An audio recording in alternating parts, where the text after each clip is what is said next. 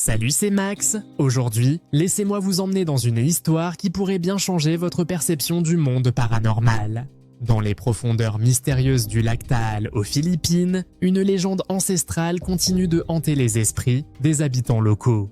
L'histoire commence avec un ancien sabungero, un personnage tristement célèbre dans le monde pour des combats de coqs clandestins qui auraient mystérieusement disparu après une nuit de Paris particulièrement violente.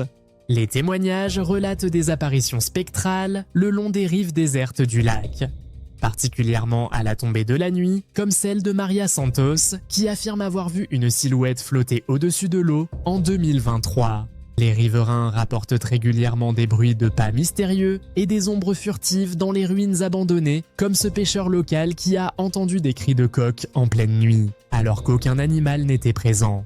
Les enquêteurs paranormaux du monde entier sont attirés par ce lieu chargé d'histoire, notamment l'équipe de John Martinez qui a enregistré des voix inexplicables en pleine nuit.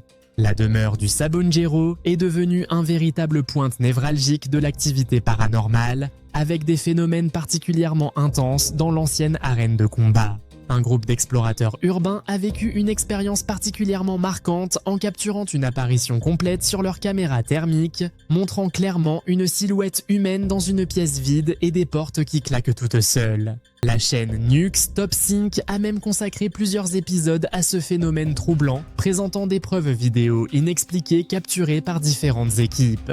Chaque nouvelle investigation nocturne apporte son lot de découvertes effrayantes, à l'image de cette équipe japonaise qui a retrouvé leurs équipements complètement déchargés en moins de 10 minutes, et cette séquence virale montrant une table en bois massif se déplaçant toute seule. Si vous appréciez ce genre d'histoire paranormale, n'oubliez pas de soutenir la chaîne en vous abonnant et en activant la cloche des notifications. Cela nous aide énormément à continuer notre exploration des mystères les plus sombres. Une famille de touristes a dû quitter précipitamment les lieux après avoir vu leurs appareils photos s'allumer tout seuls. Les médiums qui ont visité les lieux confirment la présence d'une énergie particulièrement sombre, certains refusant même de retourner dans la cave après avoir ressenti une présence menaçante. Les murmures spectraux enregistrés sur place glaçant le sang des plus courageux, notamment cet enregistrement audio captant clairement une voix masculine murmurant en tagalog ancien des phrases liées au combat de coq. La maison abandonnée est devenue un sanctuaire du paranormal pour les chasseurs de fantômes, certains affirmant avoir été touchés par des mains invisibles dans l'escalier principal. Les habitants évitent soigneusement de s'approcher de la propriété après le coucher du soleil, depuis que le garde Ricardo Martinez a été retrouvé inconscient avec des marques de griffures inexpliquées. Des phénomènes inexpliqués continuent de se produire régulièrement autour du lac, comme ces lumières étranges qui dansent à la surface de l'eau les nuits sans lune. Les températures glaciales inexpliquées et les manifestations démoniaques ont marqué les esprits des plus sceptiques, comme ce thermomètre qui est descendu à 2 degrés en plein été tropical. La présence du spectre du Sabungero semble particulièrement active lors des anniversaires de sa disparition, où l'on entend distinctement des bruits de combat et des cris d'animaux.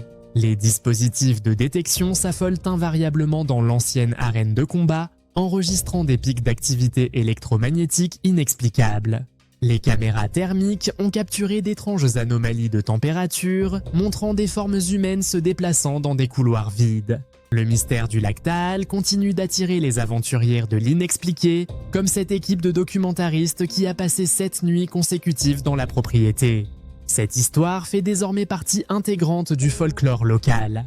Les grands-parents racontant à leurs petits-enfants comment ils ont vu le Sabungero marcher sur l'eau lors d'une nuit de tempête, ou une horloge qui sonne 13 coups à minuit les soirs de pleine lune. Et vous?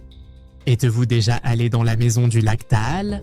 Merci d'avoir suivi cette vidéo et à très vite pour une nouvelle histoire inquiétante.